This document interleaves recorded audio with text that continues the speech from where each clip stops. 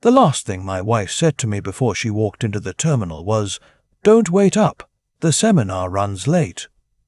She kissed me on the cheek the way you'd kiss a door frame on your way out, quick and weightless, and I sat there in the truck telling myself that 22 years of difference in age was just a number.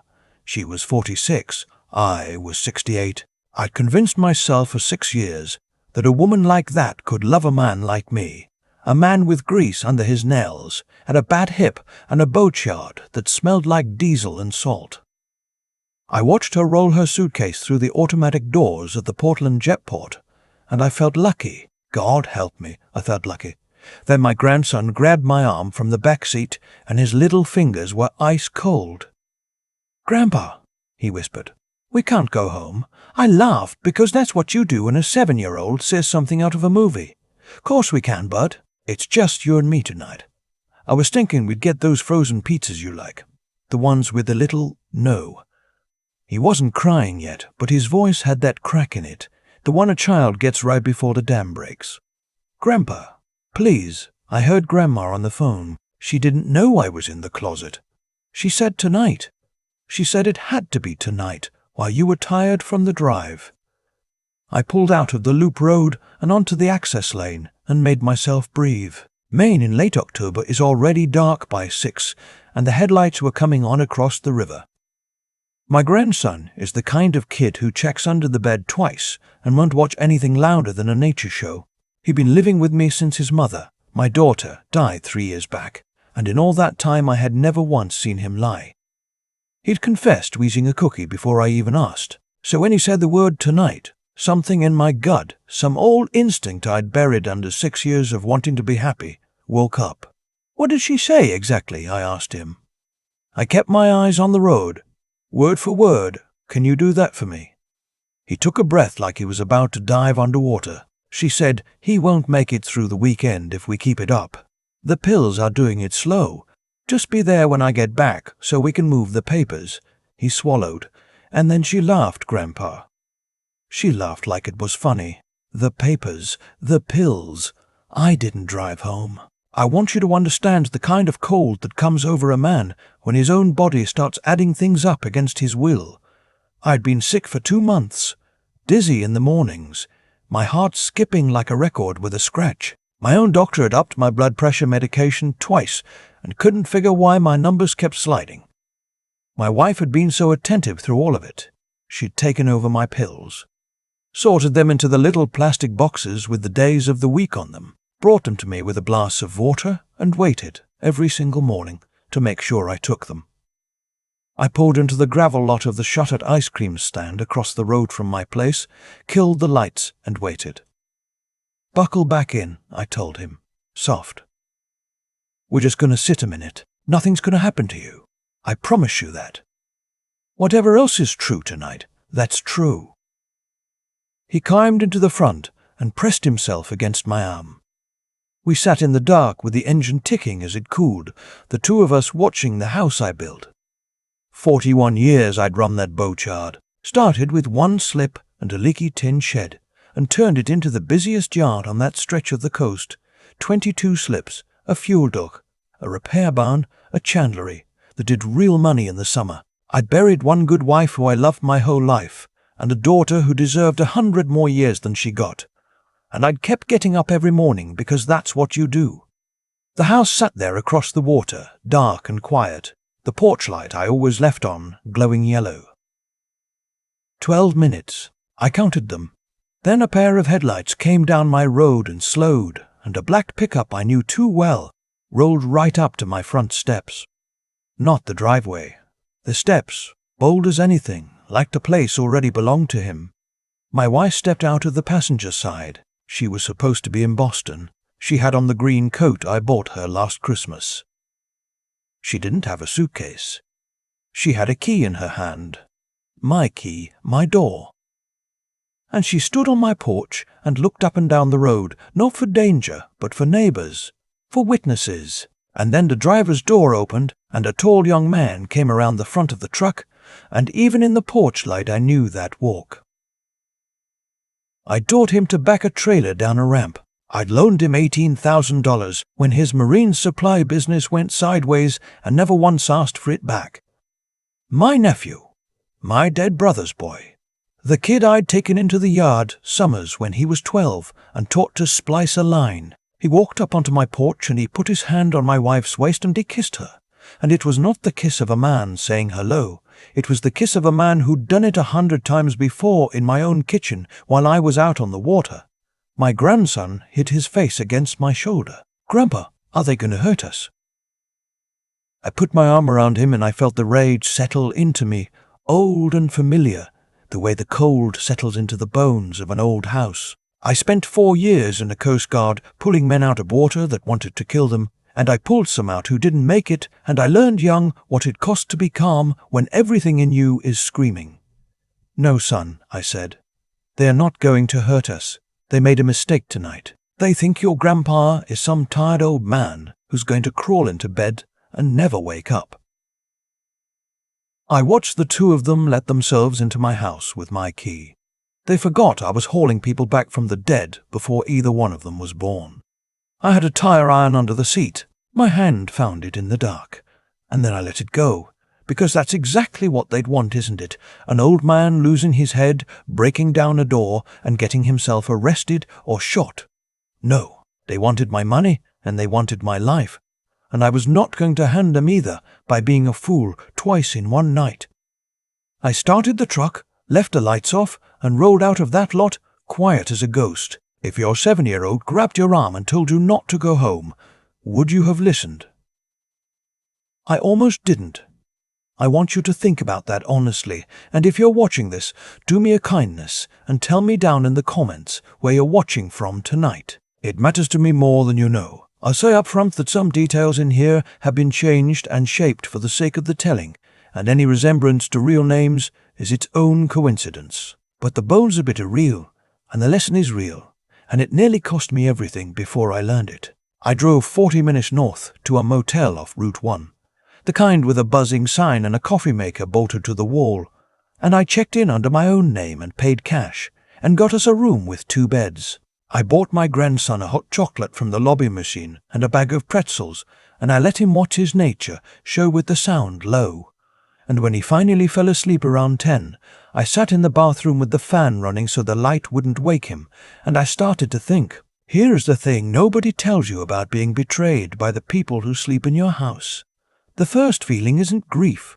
It's logistics. My brain, which had spent 40 years figuring out how to refloat a swamped boat or make a busted gearbox last one more season, just started running the numbers.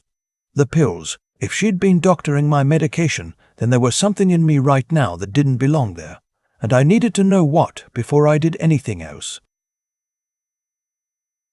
The papers. They wanted me to sign something. A power of attorney, most likely. Or a new will, something that would put the yard and the accounts and my grandson's trust into her hands while I was too sick to read the fine print. And then a weekend later, I'd be dead of natural causes. A man with a heart condition who'd taken a turn in the night. And there'd be no autopsy because everyone knew the old man was failing. And my grandson. His mother had set up a small trust for him before she passed, and I'd added to it every year. College money, a little nest egg, and I was the only trustee. If I died, guardianship went to my wife. She'd raise my grandson, or pretend to, just long enough to drain what was his. The boy who was sound asleep in the next room, the only family I had left worth the word, was a line item in their math. A drain, my nephew had probably called him. Probably worse. I didn't go to the police that night, and people ask me why, and I understand the question. But put yourself in my boots. I had a 7-year-old's word and a kiss on a porch.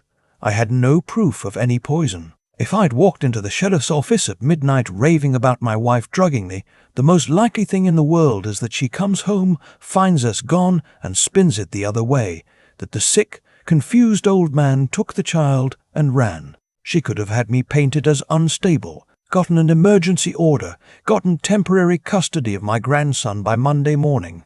The very thing I was trying to protect, I could have handed right to her by moving too fast and too loud. I'd spent my whole life knowing that you don't bail until the water's actually coming over the gunwale. And even then you bail steady, not in a panic. I needed proof. I needed it before they knew I had it. And I needed my grandson somewhere safe. So the first thing I did, at 6 the next morning, was call the one man I trusted more than any lawyer. I'd known Doyle since we were 19, two dumb kids in the Coast Guard, learning that the ocean doesn't care how brave you are. He'd done 30 years as a county investigator after the service, and he'd retired up the coast. And when I called him and told him what my grandson heard and what I saw, he was quiet for a long time. Then he said, "Bring the boy to my place. Margaret'll have breakfast on, and Ezra, don't you go home, and don't you let her reach you. Far as she knows you're at the house, asleep, dying on schedule. We keep it that way." That's what we did. My grandson stayed with Doyle and his wife in their farmhouse with a wood stove and a fat old dog and 2 acres for a kid to run. And I want to be clear about this because it matters. That boy was never out of safe hands for one single hour of what came next. I called him every night. I drove out to see him every other day. Whatever a man does in the dark to protect his family, he does it so the child can sleep in a warm bed, not knowing the half of it. That was the whole point. That was always the whole point. The second thing I did was see a doctor who wasn't mine. Doyle knew a woman, Dr. Reyes, 2 towns over, and I sat in her office and told her the truth, the whole strange shape of it, and to her credit, she didn't look at me like I was senile. She drew blood. She ran a panel my regular doctor never thought to run, because why would he? And 3 days later, she called me into her office and shut the door. "There's lead in your blood," she said. "And something else. Your medication. Were you taking the dose your cardiologist prescribed?" Far as I knew. She turned her screen toward me. "Somebody was giving you roughly 4 times the dose of one of these and stopping another one entirely. On its own, it's a slow disaster. With your heart, it's a death sentence on a timer." She looked at me over her glasses. "Mr. Lund, whoever has been managing your pills has been killing you. Carefully. I need to report this." "I know you do," I said. "I'm asking you to give me 4 days first." She didn't like it. A good doctor wouldn't. But I told her about my grandson and about how a report on Monday meant my wife was tipped off by Tuesday, and the only people who'd suffer were the people I loved. She agreed to document everything, lock the samples, and hold the formal report until Doyle and I had what we needed. She started me on the right treatment quietly. Chelation, she called it. Pulling the poison out. I felt the fog start to lift within a week, and that scared me more than anything, because it told me how far gone I'd already been. Now here's where I tell you the part that I'm not entirely proud of and entirely at peace with, both at once. I could have gone home with the sheriff and the doctor's report and had them both arrested. But arrest isn't conviction. A good lawyer, a sympathetic jury, a younger wife crying on the stand about her confused old husband. I'd seen men walk away from worse. And even if she went to prison, the money would be tied up in courts for years, and my grandson's trust along with it, and my wife would spend the whole time telling anyone who'd listen that I was a vindictive old fool. No, I didn't just want them caught. I wanted them caught so cleanly, so completely, in their own words, that no lawyer alive could untangle it. I wanted them to convict themselves. So I let them keep thinking I was dying. Doyle helped me put 2 small cameras in my own house, one in the kitchen, where the pills were sorted, and one in the front room, where the papers would get signed. It was my house. I had every right. Then I made a phone call to my wife from the road, my voice thin and shaky on purpose, which wasn't hard. And I told her the truck had broken down up north, that I'd been feeling poorly, that I'd taken the boy to a buddy's place to rest a few days, and would be home by the weekend to sort out some paperwork we'd talked about. I could hear it in her voice, the little catch of satisfaction. The mouse had walked back toward the trap on its own. What those cameras caught over the next 4 days, I will carry to my grave. I watched my wife stand at my own kitchen counter and grind something into powder and stir it into a jar of the protein drink Dr. Reyes had told me to start taking for my strength. I watched my nephew sit at my table, The table I'd built from a downed oak on my own property, and spread out a document and read it out loud to her, line by line, a new will, everything to her, the yard, the accounts, the trust dissolved and folded in, the guardianship of my grandson signed over with a clause about providing for the minor's care that meant exactly nothing. I heard him say plain as day, get him to sign it Saturday, get him to take a double Sunday night, and by the time anybody asks questions, he's been in the ground a month. I heard him laugh. I heard my wife say something about the boy, something about how the kid was the only loose end, how kids talk, and I heard my nephew answer her, and I'm not going to repeat what he said about a 7-year-old, because some things shouldn't be said twice in this world. I waited for her to argue, for one human flicker.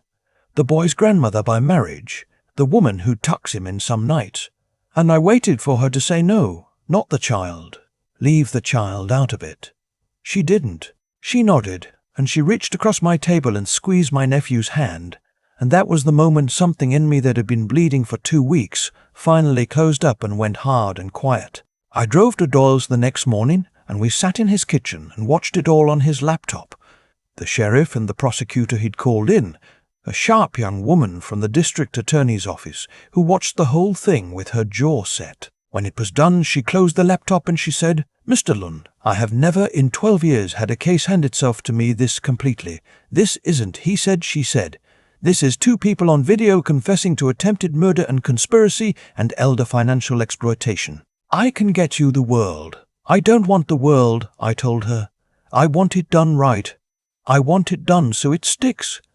And I want my grandson's name kept out of every part of it that you can keep it out of." They moved on a Friday. I wasn't there for the arrests, and I didn't want to be. They picked up my nephew at his apartment and my wife at my house. My house, where she'd been living rent-free off a dead man's accounts. And Doyle told me later she didn't cry and she didn't fight. She just went pale and asked for a lawyer, which was the smartest thing she'd done in weeks. The document was on my table. The crushed pills were in my cabinet. The lead and the medication and the doctor's locked samples lined up with the video like the teeth of a gear.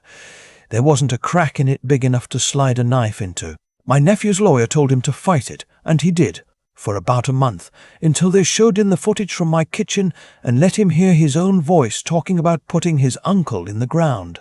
He took a plea after that. 22 years. He'll be older than I am now when he comes out, if he comes out. The judge looked at him over the bench and said the thing about how the worst betrayals come from the hands you fed. And I sat in the back row, and I didn't feel triumph. I felt tired. I felt like a man who'd survived a storm he never should have sailed into in the first place. My wife's lawyer was better, and for a while I thought she might wriggle. But she'd signed her name to that will too, and her voice was on that tape, and the protein drink came back from the lab full of enough crushed medication to drop a horse. She knew which way it was going. The week before her trial was set to start, she stopped showing up to meet her attorney. Then she stopped answering her phone. Then she was just gone. Skipped on her bail, left the green coat hanging in a closet that wasn't hers anymore, and vanished. People ask if that bothers me, that she ran, that she didn't get the cell. It doesn't. Not anymore. Doyle has friends everywhere, and word came back through them, the way word does. She's 3 states south, living under a name that isn't hers, washing glasses in the back of a bar for cash because she can't put her real name on a paycheck or a lease ever again. She looks over her shoulder when the door opens. She doesn't sleep right. She's got no money, no friends who know the truth, and a warrant that follows her like a shadow she can't outrun. She built herself a prison out of fear, and she locked the door from the inside. And I come to believe that's a heavier sentence than the one the state would have handed her. Some nights I think about her in some sticky back room 1,000 miles away, jumping at headlights, and I find I don't hate her anymore. I just don't think about her much at all. I want to say something here, because I've told this story a few times now, and there's always somebody who hears it wrong. My wife was a cruel woman, and my nephew was a coward, and what they did was evil, plain evil. But not every woman is her. Not every young person is him. I was loved, truly loved, by a wife who I lost too early, and I am loved right now, fiercely, by the people in my life. Don't let one viper convince you the whole world is full of snakes. The poison isn't out there. The poison isn't out there. The poison is in not listening to your own gut when it's trying to save your life. It's been a little over a year now. The boatyard is doing fine. Better than fine. I finally hired the second mechanic I'd been putting off for a decade, and I spend more of my summer days on the water and fewer in the office than I have since I was 40. My grandson is 8 now, and he sleeps fine, and he doesn't carry what happened the way I was afraid he would, because children are tougher and kinder than we give them credit for, and because Doyle and Margaret and Dr. Reyes, and that sharp young prosecutor, and a half-dozen other good people made sure the worst of it never touched him. He knows his grandma went away and isn't coming back. He knows his grandpa got sick and got better. He doesn't need the rest, not yet. Maybe not ever. What he does need the rest, not yet. Maybe not ever. What he does need, he's got. Last month, I set him down at that oak table. I kept the table, I scrubbed it and sealed it, and I sit at it every morning. Because I'll be damned if they get to take my table from me too. And I put a savings book in front of him with his name on it. His mother's trust made whole again, and then some. I told him it was for college, for a boat, for whatever life he wanted to chase. He looked at the number for a second. This serious little frown he gets, that's exactly his mother's. And then he pushed it back across the table and climbed into my lap instead, and asked if we could go check the lobster pots before dark. I held on to him for a minute longer than he probably wanted. Then we went and checked the pots. I'd had a year to think about what it all means. An old man out on the water with too much quiet and too much time. People love to say blood is thicker than water. My own blood tried to bury me for a boatyard and a checking account. The man who saved me I met in a coal barracks 50 years ago, and we share not one drop of DNA, so I don't believe that old line anymore. Family isn't who shares your last name or sits at your table on Thanksgiving. Family is who you can hand the truth to at 6 in the morning when your whole world has just come apart. Family is the 7-year-old who grabs your arm in the dark because he'd rather scare you than lose you. Family is the people who stand between you and the fire. I almost died because I wanted so badly to be happy that I taught myself not to hear the warnings. The skipping heart I blamed on age. The wife who watched me swallow my pills I called devoted. My own grandson's fear I nearly called imagination. Evil doesn't always come crashing through the door, friend. Sometimes it wears a green coat you bought it for Christmas. Sometimes it kisses your cheek at the airport and tells you not to wait up. And sometimes the only thing standing between you and the grave is the smallest, bravest voice in the room, the one you almost didn't believe. I believed him. That's the whole reason I'm still here to tell you this. So, if you're out there tonight and some quiet part of you is trying to tell you something about a person, about a feeling, about a wrongness you can't quite name, don't do what I almost did. Don't talk yourself out of it just to keep the peace. Peace bought with a lie isn't peace. It's just the calm before they come for you. If this story meant something to you, leave a comment and tell me where in the world you're listening from. And tell me honestly, would you have believed the boy? I read every one. And one last thing, since I always say it, parts of this were shaped and fictionalized for the telling, the way these stories are. But the heart of it is true as the tide. Trust the voice in your gut. Listen to your children, and never once apologize for standing between the people you love and the people who do them harm. I'm an old boat builder from a cold stretch of coast, and I'm still here, and I'm finally truly home.